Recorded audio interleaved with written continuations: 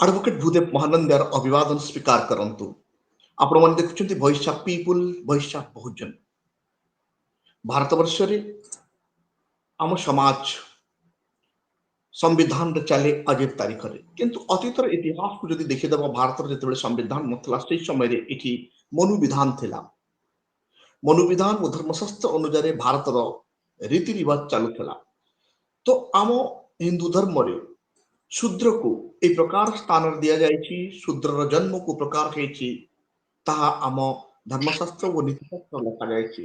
ଖାସ କରିକି ମନୁଶାସ୍ତ୍ର ଲେଖାଯାଇଛି ଯେ ଶୂଦ୍ରର ଜନ୍ମ ପାଦ ଦେଇକି ଜନ୍ମ ହୁଏ। କଣ ଗୋଟେ ମଣିଷ ଛୁଆଟି ଜନ୍ମ ହବା ଭଗବାନଙ୍କ ଔରସରୁ ବା ବ୍ରହ୍ମାଙ୍କର ଔରସରୁ ବା ଆଦି ପୁରୁଷଙ୍କର ପାଦ ଦେଇକି ଜନ୍ମ ହେବା, ଏହା ଯୁକ୍ତିତର୍କ କି? ବୈଜ୍ଞାନିକ ୟାକୁ ମାନେ କି? ଯଦି ମାନେ, ଏହାକୁ କି ପ୍ରକାର ଭାବେ ମାନେ ଓ ଆମ ଧର୍ମଶାସ୍ତ୍ର କୋଉ ପ୍ରକାର ଭାବେ ଏହାକୁ ବର୍ଣ୍ଣନା କରୁଛୁ, ସେଇ ବିଷୟରେ ଜାଣିବା ପାଇଁ ଆଜି ଆମ ସହିତ ଅଛନ୍ତି Draupadi madam. Draupadi madam, voice of people, voice of Bahujan ଆପଣଙ୍କୁ ସ୍ୱାଗତ କରୁଛି ମ୍ୟାଡମ। ଜୟ ଭୀମ। जय भीम सर, धन्यवाद। मो शब्द शुभुची सर? ହଁ ମ୍ୟାଡମ, ଶୁଭୁଛି। ମ୍ୟାଡମ, ଆପଣ ତ ଜାଣିଥିବେ ଭାରତବର୍ଷରେ ଯୋଉ ଧର୍ମଶାସ୍ତ୍ର ଅଛି ବା ନୀତିଶାସ୍ତ୍ର ଚାଲୁଥିଲା, ସେଇ ନୀତିଶାସ୍ତ୍ର ଅନୁଯାୟୀ ଗୋଟେ ସମାଜକୁ, ଖାସ କରିକି ଶୂଦ୍ର ସମାଜକୁ ଆଦି ପୁରୁଷର ବା ପୁରୁଷ ସୂକ୍ତ ବା ପୁରୁଷର ପାଦ ତଳକୁ ଜନ୍ମ ହେଇଛି ବୋଲି ବ୍ୟାଖ୍ୟା କରାଯାଇଛି। ଏହା କି ପ୍ରକାର ଭାବରେ କି ପ୍ରକାର ଦୃଷ୍ଟିକୋଣରେ ଆପଣ ଦେଖୁଛନ୍ତି ମ୍ୟାଡମ? ଆମ ଦର୍ଶକ ଟିକେ ବୁଝାନ୍ତୁ। सर ए कथा समस्तଙ୍କୁ ଜଣା ଯେ ଗୋଟେ ପିଲାର ଜନ୍ମ ହବା ପାଇଁ ଗୋଟେ ପୁରୁଷ ଆଉ ଗୋଟେ ସ୍ତ୍ରୀର ଆବଶ୍ୟକ ରହିଛି। ପୁରୁଷର ଶୁକ୍ରାଣୁ ଏବଂ ସ୍ତ୍ରୀର ଡିମ୍ବାଣୁ ଏ ଦୁହିଁଙ୍କର ସମାଗମରେ ଯୁଗ୍ମଜ ବା ଜାଇଗୋଟ ତିଆରି ହୁଏ ଏବଂ ପରେ ପରେ ତାହା ସିଙ୍ଗଲ ସେଲରୁ ତାର ମଲ୍ଟି ସେଲ୍ୟୁଲାର ଅର୍ଗାନିଜମ ଭାବରେ ଗୋଟେ ମଣିଷ ପିଲା ଜନ୍ମ ହୁଏ। କିନ୍ତୁ ଆମର ମନୁସ୍ମୃତି ଏବଂ ଋଗ୍ବେଦର ପୁରୁଷ ସୂକ୍ତ ଏହାକୁ ବୋଧ ହୁଏ ମାନେ ନାହିଁ। ସେଥିପାଇଁ ବୋଧେ ମନୁସ୍ମୃତିର ଅଧ୍ୟାୟ 1 ଶ୍ଳୋକ 31, 32, 33, 34, 35 ରୁ ଆରମ୍ଭ ହେଇକି ସେଠି ଲେଖା ହେଇଛି ଯେ ପରମାତ୍ମାଙ୍କର ବ୍ରାହ୍ମଣ ଜନ୍ମ ହେଇଛି ତାଙ୍କ ମୁହଁରୁ, କ୍ଷତ୍ରିୟ ତାଙ୍କର ଭୁଜାରୁ ଏବଂ ଜଙ୍ଘରୁ ବୈଶ୍ୟ ଏବଂ ପାଦରୁ ଶୂଦ୍ର ଜନ୍ମ ହେଇଛି। ପରମାତ୍ମା ସଂସାରକୁ 2 ଭାଗରେ ବିଭକ୍ତ କରିକି ଗୋଟେ ଭାଗକୁ ପୁରୁଷ ଏବଂ ଆଉ ଗୋଟେ ଭାଗକୁ ସ୍ତ୍ରୀ ବନେଇଲେ ଏବଂ ସ୍ତ୍ରୀ ଭାଗରୁ ଜଣେ ବିରାଟ ପୁରୁଷ ଉତ୍ପନ୍ନ ହେଲେ। ଆଉ ସେଇ ବିରାଟ ପୁରୁଷ ହଉଛନ୍ତି ଏ ବିଶ୍ୱକୁ ସିଏ ସୃଷ୍ଟି କରିଛନ୍ତି ଏବଂ 10 ଋଷିଙ୍କୁ ସେ ସୃଷ୍ଟି କରିଛନ୍ତି, ଯେ କି ମରିଚି, ଅତ୍ରି, ଅଙ୍ଗିରସ, ପୁଲସ୍ତ୍ୟ, କ୍ରତୁ, ଏମିତି ବହୁତ ସାରା ଋଷି ସେ ପୁରୁଷ ଜନ୍ମ କରିଛନ୍ତି।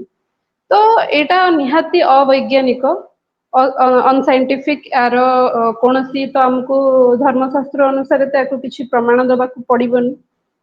ତେଣୁକରି ଡେଫିନେଟଲି ଖାଲି ମନୁସ୍ମୃତିରେ ନୁହଁ, ଇନଫ୍ୟାକ୍ଟ ଋଗ୍ବେଦର ପୁରୁଷ ସୂକ୍ତର 11 ନମ୍ବର ଶ୍ଳୋକରେ ବି ଲେଖା ହେଇଛି ଯେ ଯୋଉ ପରମାତ୍ମାଙ୍କର ମୁଖରୁ ବ୍ରାହ୍ମଣ ଜନ୍ମ ହେଇଛି, ଯେମିତି ପାଦରୁ ଶୂଦ୍ର ଜନ୍ମ ହେଇଛି, ଜଙ୍ଘରୁ ବୈଶ୍ୟ ଜନ୍ମ ହେଇଛି। ତ ଏଇସବୁ ଜିନିଷ ଅବଭିୟସଲି ସେତେବେଳେ ତ ଆମର ଅଲଗା କୌଣସି ଜାତିର ପାଠ ପଢିବାର ଅଧିକାର ନଥିଲା। ଏକଥା ବି ମନୁସ୍ମୃତି ଚାପ୍ଟର 1 ରେ ଲେଖା ହେଇଛି। ଶ୍ଳୋକ ହଉଛି ଆମର 86, 87, 88, 89, 90, 91ରେ ଲେଖା ଯାଇଛି ଯେ ବ୍ରାହ୍ମଣର କର୍ମ ହଉଛି ଯଜ୍ଞ କରିବା, ପାଠ ପଢିବା। କ୍ଷତ୍ରିୟର କର୍ମ ଦେଇଛି ତାର ଯୁଦ୍ଧ କରିବ, କିନ୍ତୁ ଶୂଦ୍ରର କର୍ମ ଦେଇଛି କଣ ନା ନିନ୍ଦା ରହିତ ଭାବରେ ଭକ୍ତି ଭାବରେ ଉପରୋକ୍ତ 3 ବର୍ଣ୍ଣର ସେବା କରିବ। ସିଏ ନିଜେ କହୁଛି, ବ୍ରାହ୍ମଣ ନିଜେ କଥା ଲେଖୁଛି, କାରଣ ଆଉ କୋଉ ଏତ ନିଜେ ଲେଖିଥିଲା କି ପଢିବାର ଅଧିକାର ଶୂଦ୍ର ମାନଙ୍କର ନାହିଁ, ସେମାନଙ୍କର କର୍ମ ସେମାନେ କେବଳ ସେବା କରିବେ। ତେଣୁକରି ନିହାତି ସାର୍ ଏଟା ଅବୈଜ୍ଞାନିକ କେବଳ ନୁହଁ, ଏହା ଅମାନବୀୟ ବି।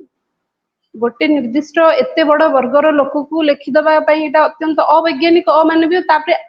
ତାପରେ ଆହୁରି 92, 93 ନମ୍ବର ସେଇ ଅଧ୍ୟାୟ 1 ମନୁସ୍ମୃତିରେ ଲେଖିଦେଇଛି ଯେ ପୁରୁଷର ନାଭିର ଉପରକୁ ପବିତ୍ର କୁହାଯାଏ, ଆଉ ମୁହଁ ଅତି ପବିତ୍ର। ତେଣୁକରି ପରମାତ୍ମାଙ୍କର ମୁହଁରୁ ଜନ୍ମ ହେଇଥିବାରୁ ଆଉ ବେଦ ପଢୁଥିବାରୁ ବ୍ରାହ୍ମଣ ସମଗ୍ର ଜାତିର ପ୍ରଭୁ ଅଟେ। ଆପଣଙ୍କୁ ଏଇଟା ଅମାନବୀୟ ଲାଗୁନି ସାର୍? ଆଉ ଅବୈଜ୍ଞାନିକ ବି। କୁହନ୍ତୁ ସାର୍, ପଦଟି ଆପଣଙ୍କ ପାଖରୁ ଶୁଣିବାକୁ ଚାହୁଁଛି। ନିଶ୍ଚିତ ଭାବେ ଯଦି ଗୋଟିଏ ସମାଜକୁ ଉପରକୁ ନେଇଯାଏ ଆଉ ଗୋଟେ ସମାଜକୁ ତଳକୁ କରିଦିଆଯାଏ, ଇକ୍ୱାଲିଟିକୁ ଡିଷ୍ଟ୍ରୟ କରାଯାଏ। ବର୍ତ୍ତମାନ ତାରିଖରେ ତ ଭାରତ ସମ୍ବିଧାନର ଆର୍ଟିକଲ 14 ସମସ୍ତଙ୍କୁ ସମାନ କହୁଛି। ଯଦି ଏ ପ୍ରକାର ଧର୍ମଶାସ୍ତ୍ର ଲେଖାଯାଇଛି ଗୋଟେ ସମାଜକୁ ପାଠ ପଢିବାକୁ ଅଧିକାର ଦିଆଯିବନି, ଆଉ ଗୋଟେ ସମାଜ କେବଳ ପାଠ ପଢିବ ଓ ତା ନିଜ ମନ ଇଚ୍ଛା ସେ ତା କଲମକୁ ଚଲେଇବ ଏବଂ ଅନ୍ୟକୁ ନ୍ୟାୟ ଦେବ ଓ ଅନ୍ୟକୁ ନ୍ୟାୟ ଦବନି, ଏହା ତ ଯୁକ୍ତିତର୍କ ନୁହଁ। ମୁଁ ଏହାକୁ ବର୍ତ୍ତମାନ ତାରିଖରେ ନା ଭାରତର ସମ୍ବିଧାନ ଆକୁ ଗ୍ରହଣ କରିବ ନା ଭାରତର ନ୍ୟାୟପାଳିକା ଗ୍ରହଣ କରିବ। କାହିଁକି ନା ଗଣତନ୍ତ୍ର ଆଜି ତାରିଖରେ ଇକ୍ୱାଲିଟି ଉପରେ ହିଁ ଛାଡା ହେଇଛି ମ୍ୟାଡମ। ଯଦି ଏଇ ପ୍ରକାର ରୀତି ରିବାଜ ସେଇବେଳେ ଥିଲା ତ ସେଇ ସମୟରେ ମଣିଷର ଜୀବନ କେତେ ଦୁଃଖମୟ ନଥିବ, ମୁଁ ଏହା ଫିଲ୍ କରୁଛି। ତ ଶିକ୍ଷାରୁ ଖାଲି କାହିଁକି ବଞ୍ଚିତ? ଖାଲି ହଁ ସେ ମ୍ୟାଡାମ କୁହ। କଥା ନୁହଁ ସାର୍, ମନୁସ୍ମୃତିର 159 ପେଜ ଚାପ୍ଟର 4 ଶ୍ଲୋକ 80, 81, 82 ବି ସାର୍ କହୁଛି ଶୂଦ୍ରକୁ ବେଦ ଆଦି ଶାସ୍ତ୍ରର ପଢେଇବା ଉଚିତ ନୁହଁ। ତାକୁ ଅଇଁଠା ଖାଦ୍ୟ ବି ଦବା ଉଚିତ ନୁହଁ।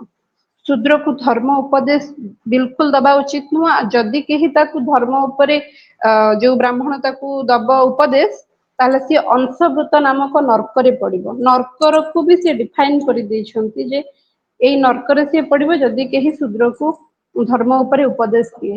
ମନୁସ୍ମୃତିରେ ଲେଖା ହେଇଛି ସାର୍ ଏ କଥା। ଧର୍ମଶାସ୍ତ୍ର ଶୁଣିବାର ବି ଅଧିକାର ନାହିଁ, ଅର୍ଥାତ୍ କୌଣସି ଜ୍ଞାନ ମଧ୍ୟ ପ୍ରାପ୍ତ କରିବାର ଅଧିକାର ନାହିଁ। ଏତେ ଅମାନବୀୟତା, ଏତେ ମାନେ ଇନଇକ୍ୱାଲିଟି ଏ କଥା ଏଗୁଡାକ କେମିତି ଲେଖିଛନ୍ତି? କୋଉ ମଣିଷ ଏ ପ୍ରକାର ଲେଖିଲା? ଏହା ତ ଗ୍ରହଣ ଯୋଗ୍ୟ ନୁହଁ ଆଜି ସମାଜରେ ମ୍ୟାଡାମ। ତ ଆହୁରି ଏମିତି ଖା କିଛି ଅନ୍ୟ ଅଛି ଲେଖା ହେଇଛି ସାର୍, ତାଠାରୁ ଆହୁରି ମାନେ ବିଭତ୍ସ କଥା ବି ଲେଖା ହେଇଛି। ଗୌତମ ଧର୍ମସୂତ୍ର ବୋଲି ସାର୍ ଗୋଟେ ଅଛି, ତାକୁ ବିବେଚନା କରାଯାଇକି ତାକୁ ଋଷି ଗୌତମ ଲେଖିଛନ୍ତି ବୋଲି ତ, ଅହଲ୍ୟାଙ୍କ ବୋଧେ ସତ୍ୟ ଅହଲ୍ୟାଙ୍କ ସ୍ଵାମୀ। ସେଇ ଅହଲ୍ୟା ଯାହା ଇନ୍ଦ୍ର ଯାହାଙ୍କର ବଳାତ୍କାର କରିଥିଲେ ବୋଲି ଆମର ସବୁ ପଢନ୍ତି, ଶୁଣନ୍ତି।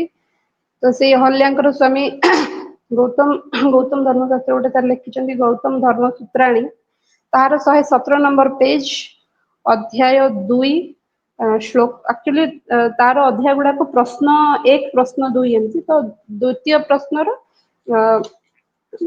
ଅଧ୍ୟାୟରେ ସାର୍ ଲେଖା ହେଇଛି ଆମର ଦ୍ଵିତୀୟ ପ୍ରଶ୍ନର ତୃତୀୟ ଅଧ୍ୟାୟ ପେଜ 117ର ଶ୍ଲୋକ 4ରେ ସାର୍ ଏଟା ବର୍ଣ୍ଣନା ହେଇଛି। ଯଦି ଶୂଦ୍ର ଅକ୍ଷର ଗ୍ରହଣ କରିବାର ଇଚ୍ଛା କରିବ ଆଉ ବେଦ ପାଠ ଯଦି ସିଏ ଶୁଣିଦବ, ତାହେଲେ ତରଳା ଯାଇଥିବା ସୀସା ତା କାନରେ ଭରିଦବା ଉଚିତ। ଏବଂ ଯଦି ଦ୍ୱିଜାତୀୟ ମାନେ ଯୋଉମାନେ ଉପନୟନ ସଂସ୍କାର ଯୋଉମାନଙ୍କର ହେଇଥାଏ ବ୍ରାହ୍ମଣ କ୍ଷତ୍ରିୟ ବୈଶ୍ୟ, ଏମାନଙ୍କର ଯଦି ବେଦର ଅକ୍ଷର ସିଏ ଉଚ୍ଚାରଣ କରିଦବ, ତାହେଲେ ତାର ଜିଭ କାଟିଦବା ଉଚିତ। ଆଉ ବେଦ ମନ୍ତ୍ରକୁ ଯଦି ସିଏ ଧାରଣ କରିବ, ତାହେଲେ ତାର ଶରୀରକୁ ବି କାଟିଦବା ଉଚିତ। ଏ କଥାଟା ଗୌତମ ସୂତ୍ରରେ ଲେଖା ହେଇଛି। ଆଉ ବ୍ରହ୍ମସୂତ୍ରରେ ବି ସେମିତିଆ ଲେଖା ହେଇଛି, ତାର ବି ଚାପ୍ଟର 1 ପାଦ 3ରେ ଲେଖା ହେଇଛି ଯେ କାହିଁକି ନା ଯେହେତୁ ଉପନୟନ ସଂସ୍କାର ଶୂଦ୍ରର ହୁଏ ନାହିଁ, ତେଣୁ କରିକି ବେଦ ଶାସ୍ତ୍ର ଶୁଣିବାର କିମ୍ବା ପଢିବାର ଅଧିକାର ଶୂଦ୍ରର ନାହିଁ। ମାନେ ଏସବୁ ଇଣ୍ଟରଲିଙ୍କ ସାର୍, ସେମାନେ ଗୋଟେ ଗୋଟେ ଶ୍ଳୋକରେ ନିଜର ମହନୀୟତା ପ୍ରତିପାଦନ କରୁଛନ୍ତି। ଆମେ ଶ୍ରେଷ୍ଠ। ଆଉ ଗୋଟେ ଶ୍ଲୋକରେ ଲେଖୁଛନ୍ତି ନାଭିର ଉପରକୁ ପବିତ୍ର, ଆମେ ମୁହଁରୁ ଜନ୍ମ ହେଇଛୁ, ଆମେ ଜଗତର ପ୍ରଭୁ, ଆମେ ପାଠ ପଢିବୁ, ଆମର ଉପନୟନ ସଂସ୍କାର ବେଦାଦି ମନ୍ତ୍ର ଦ୍ଵାରା ହବ। ଏବଂ ଆଉ ଗୋଟେ ଶ୍ଲୋକରେ ଲେଖୁଛନ୍ତି ଯେହେତୁ ଆମର ଏଗୁଡା ହଉଛି, ତେଣୁକରି ଆମେ ଶ୍ରେଷ୍ଠ, ଆମେ ହିଁ ପାଠ ପଢିବୁ ଆଉ ପଢିବୁ। ଶୂଦ୍ର ମାନଙ୍କର ଯେହେତୁ ଏଗୁଡା ହଉନି, ତେଣୁକରି ସେମାନେ ବଞ୍ଚିତ ହେବେ ଏ ସବୁ ଜିନିଷରୁ। ଆଉ ଯଦି ଭୁଲରେ ସେମାନେ କେବେ କରିଦେଲେ, ଶୁଣିଦେଲେ କି ଉଚ୍ଚାରଣ କରିଦେଲେ, ତାହେଲେ କାନରେ ତାଙ୍କର ସୀସା ତରଳେଇକି ପକେଇ ଦିଅ, ତାଙ୍କ ଜିଭ କାଟିଦିଅ, ଇନଫ୍ୟାକ୍ଟ ତାଙ୍କ ଶରୀରକୁ ବି ଚିରି ଦିଅ। These are the very words. These are written in the Gautam ଧର୍ମ ସୂତ୍ର। ମାନେ ବହୁତ ଖରାପ ଲାଗୁଛି ସାର୍, ମୁଁ ଏସବୁ ପଢୁଛି। ମୋ ଜାତି ଭାଇ ମାନଙ୍କ ସହିତ ମାନେ ଆମେ ହଉଛନ୍ତି ଭାରତର ମୂଳ ନିବାସୀ, ଅଥଚ ଆମର ଭୂମିରେ ଆମକୁ ଆସିକି କେହି ଜଣେ କହୁଛି ଯେ ଆମେ ଯଦି ବେଦ ପଢିଦବୁ ଶୁଣିଦବୁ ତାହେଲେ ଆମ ଜିଭ କାଟିଦବ, ଆମ ଶରୀର ଚିରିଦବ। It's very ଅନଫର୍ଚୁନେଟ। ଏସବୁ ଏବେ ବି ଆଭେଲେବୁଲ ଅଛି, ବହି ଗୁଡାକୁ ବ୍ୟାନ୍ ବି କରାଯାଉନି। ଓଲଟା ଏ ବହି ସବୁ ଛାପୁଥିବା ସଂସ୍ଥାକୁ ପୁରସ୍କାର ଦିଆ ହଉଛି ସାର୍। ଆଚ୍ଛା।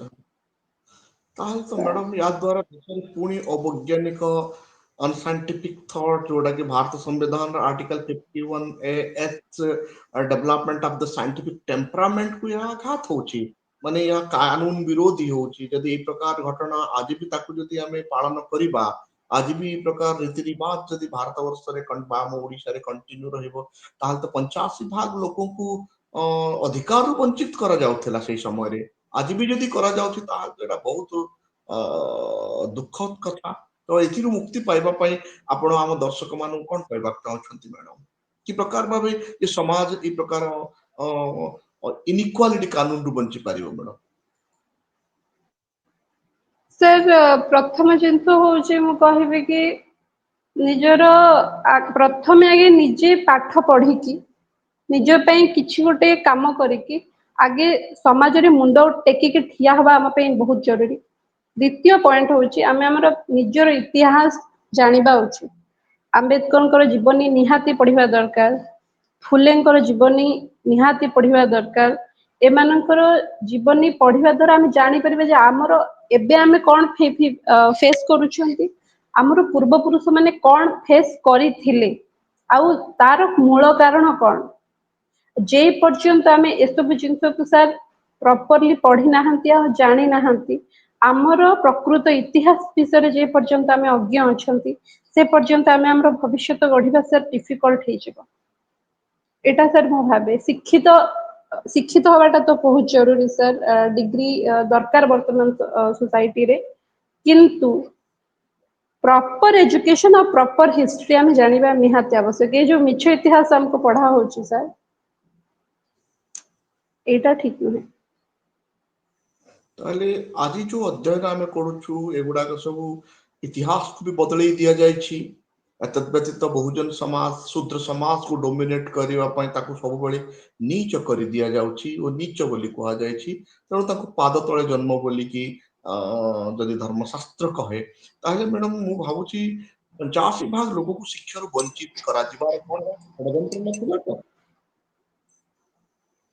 ସାର୍ ଦେଖନ୍ତୁ, ଆମେ 1947 ପୂର୍ବରୁ ଆପଣ ଲକ୍ଷ୍ୟ କରନ୍ତୁ ସାର୍, ଆମ ଭାରତରେ କେତୋଟି ବିଦ୍ୟାଳୟ ଥିଲା? ଆପଣ ଯଦି ଜାଣିଥିବେ ସାର୍, ଆମର ପ୍ରଥମ ବିଦ୍ୟାଳୟ ଯୋଉଟା କି ଖୋଲିଥିଲେ ମିଶନାରୀ ମାନେ ହିଁ ସାର୍ ଖୋଲିଥିଲେ ଓଡିଶାରେ 1823 ଆଇ ଗେସ୍।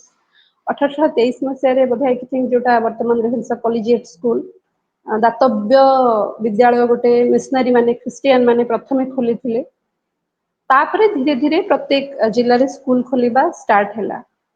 ଆପଣ ସାର୍ ଗୋଟେ କଥା ଚିନ୍ତା କରନ୍ତୁ, ତା ପୂର୍ବରୁ ପିଲାମାନେ କେମିତି ପାଠ ପଢୁଥିଲେ? ଆପଣ ଆମର ଯେତିକି ବଡ ବଡ ଲୋକ ସାର୍ ଦେଖନ୍ତୁ, ଯେତିକି ଆମର ବଡ ବଡ ଲୋକ ଯୋଉମାନଙ୍କ ମହାପୁରୁଷ ବୋଲି ଆମେ କୁହନ୍ତୁ, ସେମାନଙ୍କର ଶିକ୍ଷାଗତ ଯୋଗ୍ୟତା ଟା ସାର୍ କଣ? ଆପଣ ଗାନ୍ଧୀଙ୍କି ଦେଖନ୍ତୁ, ସେ କୋଉଠି ପାଠ ପଢିଥିଲେ? ଆମର ତିଲକ ହୁଅନ୍ତୁ, ପଟେଲ ହୁଅନ୍ତୁ, ନେହେରୁ ହୁଅନ୍ତୁ, ସୁଭାଷ ଚନ୍ଦ୍ର ବୋଷ ହୁଅନ୍ତୁ ସାର୍, ଏମାନଙ୍କର ଶିକ୍ଷାଗତ ଯୋଗ୍ୟତା ସାର୍ କଣ ଥିଲା?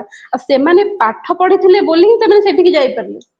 ଏ ପର୍ଯ୍ୟନ୍ତ ଆପଣ ଗୋଟେ ଅଶିକ୍ଷିତ ମୂର୍ଖ ଲୋକକୁ କେବେ ବି ଦେଖିବେନି ଆପଣ ଡ୍ରାଫ୍ଟିଂ କମିଟିରେ ଦେଖନ୍ତୁ, କିମ୍ବା ଯେତିକି ଆମର ଯେତିକି ବି ସାର୍ ମିଟିଂସ୍ ହେଇଛି ସମ୍ବିଧାନ ପ୍ରଣୟନ ପାଇଁ, ସେଟା ତ ଗୋଟେ ମାଇଲ ଷ୍ଟୋନ ଥିଲା। ଅଶିକ୍ଷିତ ବ୍ୟକ୍ତି କେହି ତା ଭିତରେ ସାର୍ ନଥିବେ, ସମସ୍ତେ ଶିକ୍ଷିତ ବ୍ୟକ୍ତି ହିଁ ଥିବେ। ତେଣୁକରି ଶିକ୍ଷାଟା ସାର୍ କେତେ ଜରୁରୀ, ଯଦି ଶିକ୍ଷା ଆମ ପାଖରେ ନ ପହଞ୍ଚିବ ତାହେଲେ ଏଇଭଳିଆ ଫାଲତୁ ଜିନିଷ ଆମେ ମାନେ କହି ହଉଥିବା, ଇଏ ପାଦରୁ ଜନ୍ମ, ସେ କାନରୁ ଜନ୍ମ, ସେ ପେଟରୁ ଜନ୍ମ, ସେ ଜଙ୍ଘରୁ ଜନ୍ମ, ସାର୍ ଏସବୁ କେତେ ଇଲଜିକାଲ ଆଉ କେତେ ଅନସାଇଣ୍ଟିଫିକ। ଆପଣ ତ ସାର୍ ଡେଫିନେଟଲି ମାନେ ଜାଣିଥିବେ ଯେ ଆମର 51AH କଣ କହୁଛି ସାର୍? ବୈଜ୍ଞାନିକ ଚିନ୍ତାଧାରା ସାଇଣ୍ଟିଫିକ ଟେମ୍ପରମେଣ୍ଟକୁ ପ୍ରମୋଟ କରିବା ଆମର ଗୋଟେ ମୌଳିକ କର୍ତ୍ତବ୍ୟ। କିନ୍ତୁ ବର୍ତ୍ତମାନ ସମୟରେ ଯୋଉ ଭଳି ଭାବରେ କଥାବାଚକ ମାନଙ୍କର ଆପଣ ମାନେ ଦେଖିଥିବେ, 2014 ଆମେ କେମିତି ମାନେ ହିନ୍ଦୁ ମାନେ କେମିତି ଖତରାକୁ ପଳେଇ ଆସିଛନ୍ତି, ଆଉ କଥାବାଚକ ମାନଙ୍କର ଆବିଷ୍କାର ତାଙ୍କର ଯୋଉ ସଂଖ୍ୟା ଦିନକୁ ଦିନକୁ ସାର୍ ବଢି ଚାଲିଛି, ଆଉ ସେମାନେ କୋଉଭଳି ଭାବରେ ଲୋକମାନଙ୍କୁ ଭ୍ରମିତ କରିଚାଲିଛନ୍ତି। ମୁଁ ଏଇ ଯୋଉ ସାର୍ କଥା କହିଲି, ଆପଣ ଖାଲି ମୁଁ ଗୋଟେ ଗେରୁଆ ବସ୍ତ୍ର ପିନ୍ଧିକି ଆଉ ଟିକେ ସାବলীଳ ଢଙ୍ଗରେ ୟାକୁ ପଜିଟିଭିଟି ଦେଖେଇକି କହିଦେବି, ବର୍ତ୍ତମାନ ମୋର ବି ଶିଷ୍ୟ ବଢିଯିବେ। This is the irony of our society. ମାନେ ଏୟା ତ ସାର୍ ମୁଁ ଆଉ କଣ କହିବି? I am just being speechless while reading this, while explaining this.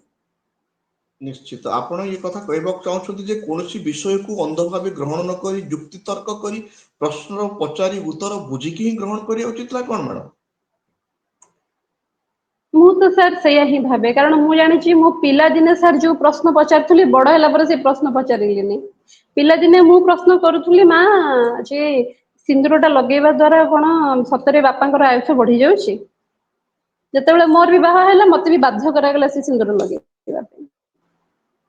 ମାନେ ସେ ମାନେ ଯୋଉ କ୍ୱେଶ୍ଚନିଂ ଏଟା ଥିଲା ମୋ ପିଲା ଭିତରେ ସେଟାକୁ ମାରି ଦିଆଗଲା। ନାଇଁ ହଁ କେମିତି ବଢେ, କଣ ତାର କିଛି ସମ୍ପର୍କ ଅଛି କି କିଛି ପ୍ରମାଣ ଅଛି କି ତାର, କିମ୍ବା ମୁଁ ଯାଇକି ଶିବଲିଙ୍ଗରେ ପାଣି ଟା ଢାଳିଲେ ଏକ୍ଜାମ ଟା କେମିତି ଭଲ ହବ, ବେଲପତ୍ର ଟା ମୁଁ ଚଢେଇଲେ ମୋର ଏକ୍ଜାମ କେମିତି ଭଲ ହବ, ମୁଁ ପାଠ ନ ପଢିକି ଯାଇକି ଯଦି ମୁଁ କାଉଡିଆଙ୍କ ସହିତ ଯିବି ବୋଲବମ ରେ ତାହେଲେ ମୋର ମାନସିକ ଟା କେମିତି ପୂରଣ ହବ, ଏଇ ପ୍ରଶ୍ନ ଆମେ ପଚାରୁ ନାହାନ୍ତି। ପ୍ରଶ୍ନ ପଚାରିବା ଇଜ ଅ ମଷ୍ଟ। ଯଦି ପ୍ରଶ୍ନ ପଚାରି ନଥାନ୍ତେ ତାହେଲେ ନ୍ୟୁଟନ ଆମର ମାଧ୍ୟାକର୍ଷଣ ଶକ୍ତି ଡିସକଭର ମାନେ କରିପାରିନଥାନ୍ତେ। ପ୍ରଶ୍ନ ନ ପଚାରିଥିଲେ ଆଜି ଆମେ ଇଲେକ୍ଟ୍ରିସିଟି ଥମାସ ଏଡିସନ କେବେ ସେ ଇଲେକ୍ଟ୍ରିସିଟି ବାହାର କରିପାରିନଥାନ୍ତେ ସାର୍। ଆଉ ପ୍ରଶ୍ନ ନ ପଚାରିଥିଲେ ରାଇଟ ବ୍ରଦର୍ସ ବାହାର କରିପାରିନଥାନ୍ତେ। ଆଉ ଆମେ ଏଇଟା ବି ସାର୍ ବୁଝିପାରୁନାହାନ୍ତି ଯେ ଆମେ ୟୁଜ କରୁଥିବା 99% ଜିନିଷ ଆମକୁ ଫରେନ ରୁ ହିଁ ମିଳୁଛି। ଲାଇଟ୍ ଦିଅନ୍ତୁ, ସାଇକେଲ ନିଅନ୍ତୁ, ଆମର ବିମାନ ନିଅନ୍ତୁ, whatever we are seeing and we are using made in ମାନେ ଫରେନ୍। ଆମ ଦେଶରେ ଆମର ଧର୍ମଶାସ୍ତ୍ର କଣ ତିଆରି କରିଛି, କଣ ତିଆରି କରିଛି କହିବି ସାର୍? ଆମର ଯେତେବେଳେ ବିମାନ ଉଡିବ ଆମେ କହିବା ଆମର ପୁଷ୍ପକ ଯାନ ଥିଲା। ଯେତେବେଳେ କୋଭିଡ ରେ ଆମେ ମାସ୍କ ପିନ୍ଧିବା ୟୁଜ କଲେ ନା ଆମ ସ୍ତ୍ରୀ ଲୋକ ମାନେ ସେଇଥିପାଇଁ ହିଁ ମୁଣ୍ଡରେ ଲଗା ଦିଅନ୍ତି। ମାନେ ଆମର ଇଲୋଜିକାଲ ତର୍କ ଏଇଭଳିଆ ଡିଫେଣ୍ଡ କରିବା ପାଇଁ ଆମ ରିଲିଜିଅନ। ତ ମ୍ୟାଡାମ ଆପଣ ଲାଷ୍ଟରେ ଶେଷରେ ଆମ ଦର୍ଶକ ମାନଙ୍କୁ ଏଇ କଥା ଗୋଟେ କୁହନ୍ତୁ, ଏଇ ଅନ୍ଧବିଶ୍ୱାସ ଆଉ ଆଖି ବୁଝି ବିଶ୍ୱାସ କରିବା ତାଙ୍କ ପାଇଁ ଲାଭଜନକ ନା କ୍ଷତି? ଯଦି କ୍ଷତି ଏଥିରୁ ମୁକ୍ତି ପାଇବା ପାଇଁ ସେମାନେ କୋଉ ପଥ ଗ୍ରହଣ କରିବା ଅଳ୍ପ ସମୟ ଭିତରେ ଟିକେ ବୁଝେଇଦେବେ ଆମ ଦର୍ଶକ ମାନଙ୍କୁ। ସାର୍ ପ୍ରଥମ କଥା ମୁଁ କହିବି ଏବେ ଆମ ଦେଶର ବହୁତ ଲୋକ ଏଇ ସତ୍ୟତାକୁ ଜାଣିଲେଣି ଏବଂ ଉପଲବ୍ଧି କଲେଣି। ଆଣ୍ଡ ଆଇ ଆମ ୱାନ ଅଫ୍ ଦେମ୍। ମୁଁ ଅନ୍ଧ ଭାବରେ ବହୁତ ଜିନିଷ ଗ୍ରହଣ କରୁଥିଲି କିନ୍ତୁ ଧୀରେ ଧୀରେ ମୋ ମନ ଭିତରେ ପ୍ରଶ୍ନ ଆସିଲା ଏବଂ ମୁଁ ମୋର ପାଠ ପଢିବା ସହିତ ମୁଁ ମୋ ଶାସ୍ତ୍ର ଗୁଡାକୁ ବି ପଢିବା ଆରମ୍ଭ କଲି। ଆ ଯେତେବେଳେ ମୁଁ ଶାସ୍ତ୍ରକୁ ପଢିବା ଆରମ୍ଭ କଲି ସେତେବେଳେ ମୁଁ ଦେଖିଲି ଆମ ହିନ୍ଦୁ ଧର୍ମରେ ଇରେସପେକ୍ଟିଭ ଅଫ ଏନି ବୁକ୍ ମାନେ ଆପଣ ଉଠେଇ ଦିଅନ୍ତୁ ଯେ କୌଣସି ବହି ଆପଣ ଉଠେଇ ଦିଅନ୍ତୁ ସେଠି କେବଳ ମାରପିଟ ର କଥା, ଅନ୍ୟକୁ ଶୋଷଣ କରିବାର କଥା, ଅନ୍ୟକୁ ବଞ୍ଚିତ କରିବାର କଥା ହିଁ ଲେଖା ଅଛି। ଆଉ ମତେ ଲାଗୁନି ଏଇ ଜିନିଷ ଗୁଡା ଏଥିକାଲ। ନିଜର ବିବେକ ଆଉ ବୁଦ୍ଧିର ଇସ୍ତେମାଲ କର, ଏଥିପାଇଁ କୌଣସି ଗୁରୁର ଆବଶ୍ୟକତା ନାହିଁ। ଯେତେବେଳେ ଜଣେ ଶିକ୍ଷିତ ହୁଏ ନା ସାର୍ ସେ ନିଜେ ବିବେକ ତାର ବିବେକ ର ନିଜେ ମାନେ ବ୍ୟବହାର କରିପାରେ ଆଉ ସେ ନିଜେ ଜାଣିପାରେ ଯେ କୋଉଟା ଠିକ ଆଉ କୋଉଟା ଭୁଲ। କେବେ ବି ଏଇଟା ଠିକ ନୁହେଁ କି ସେଟା ଯେକୌଣସି ବହିରେ ବି ଲେଖା ହେଇଥାଉ ଯେଡେ ବଡ ଲୋକଟେ ବି କହିଥାଉ କେବେ ବି ସେଇଟା ଠିକ ନୁହେଁ କି କୌଣସି ବର୍ଗକୁ ଆମେ ପାଠ ପଢିବାର ତାର ମୌଳିକ ଅଧିକାରରୁ ବଞ୍ଚିତ କରିବା। ଯଦି ଆଜି ବାବା ସାହେବ ନଥାନ୍ତେ ସାର୍ ମୁଁ ଏଇଠି ଆପଣଙ୍କ ସାମ୍ନାରେ ବସିକି କଥାବାର୍ତ୍ତା କରିପାରିନଥାନ୍ତି। ଆଜି ବି ମୁଁ ଏବେ ବି କାହାର ଲାଟ୍ରିନ୍ ସଫା କରୁଥାନ୍ତି ନହେଲେ ରୋଷେଇ ଘରେ ବସିକି ରୋଷେଇ କରୁଥାନ୍ତି। ମୋର ପତି ପରମେଶ୍ଵରଙ୍କ ପାଇଁ। ମତେ ବାବା ସାହେବ ଅଧିକାର ଦେଲେ ପାଠ ପଢିବା ପାଇଁ। ସମାଜରେ ସମାନ ଭାବରେ ବଞ୍ଚିବାର ଅଧିକାର ମତେ ଦେଲେ। ତେଣୁ କରିକି ଆଉ ପ୍ରଶ୍ନ କରିବାର ଅଧିକାର ମତେ ଦେଲେ ଫ୍ରିଡମ ଅଫ ସ୍ପିଚ ମତେ କଥା କହିବାର ଅଧିକାର ଦେଲେ। ତେଣୁକରି ପ୍ରତ୍ୟେକଟି ଜିନିଷରେ ଆମେ ସାର୍ ପ୍ରଶ୍ନ କରିବା ଦରକାର। ସେ ଯୋଉ ଜିନିଷ ଟା ଆମେ ଦେଖୁଛନ୍ତି ସୋସାଇଟିରେ ତା ଦ୍ଵାରା ଆମର କଣ ଲାଭ ହଉଛି ସମାଜର କଣ ଲାଭ ହଉଛି ଏଟା ନିଜକୁ ନିଜେ ପ୍ରଶ୍ନ କରିବା ଉଚିତ। କୌଣସି ଗୁରୁ ଏ ଉତ୍ତର ଦେଇପାରିବେନି କଣ ଆମେ ଏତେ ମୂର୍ଖ ଆମେ କୋଉଟା ଠିକ କୋଉଟା ଭୁଲ ଜାଣିପାରିବାନି। କୋଉ ଗୋଟେ ଅଷ୍ଟମ ଫେଲ ଗୁରୁ ଆସିକି ଆମକୁ ବାଣୀ ସିଏ ଶୁଣେଇବ ଯେ ଏଇଟା ଠିକ ଏଇଟା ଭୁଲ ତମେ ଏଇଆ କର। ତମେ ପାଣି ଢାଳ ଯାଇକି ଶିବଲିଙ୍ଗରେ ଆଉ ତମର ଠିକ ହେଇଯିବ ବିଲକୁଲ ହବନି। ଏସବୁ ଆସ୍ଥା ପାଖଣ୍ଡ ବାଦ ସାର୍ କେବଳ ଆଉ କେବଳ ପାଖଣ୍ଡ ବାଦ ଅନଟିଲ ଅନଲେସ ଆମେ ନିଜେ ଠିକ ଆଉ ଭୁଲକୁ ଜାଣି ନ ଜାଣୁଛନ୍ତି ତାହେଲେ ତ ମୁଁ କହିବି ସାର୍ କିଛି ଯିଏ ଏଇ ସାମାନ୍ୟ ସତ କୁହ चोरी कर नहीं मिछ कुह नहीं लांच निय नहीं एई केतेटा जिंस को जी ठीक भाव में जानी पारुनी आ ए जिंस पई ताको गुरुर दरकार पडुची ताले मु कहबी ता ठार बड़ मिछ लांच तो केही भी नहंती सर आपण कोन कहउछन्ती कोन दे की मोर कहबार अछि सर समय हो जाए आप बहुत मूल्यवान विषय वस्तु आम दर्शक मान कही मैडम आपन को विशेष विशेष धन्यवाद voice of people voice of Bahujan आपन को विशेष विशेष साधुवाद ज्ञापन करुच्ची मैडम धन्यवाद सर एवं समस्त को अनुरोध करी चैनल को सब्सक्राइब करंतु निज फ्रेंड्स मान सहित शेयर करंतु एवं अंधविश्वास एवं पाखंडवाद दूरे रुहंतु धन्यवाद जय भीम सर जय भीम आपण मन देखुछंती voice of people voice of Bahujan वर्तमान पर्यंत जदि आपण आम चैनल को सब्सक्राइब करि नाहंती दयापूर्वक सब्सक्राइब करंतु जदि आपण नुआर देखुछंती ताहले एटर मेंबरशिप फोन को जॉइन करंतु थैंक यू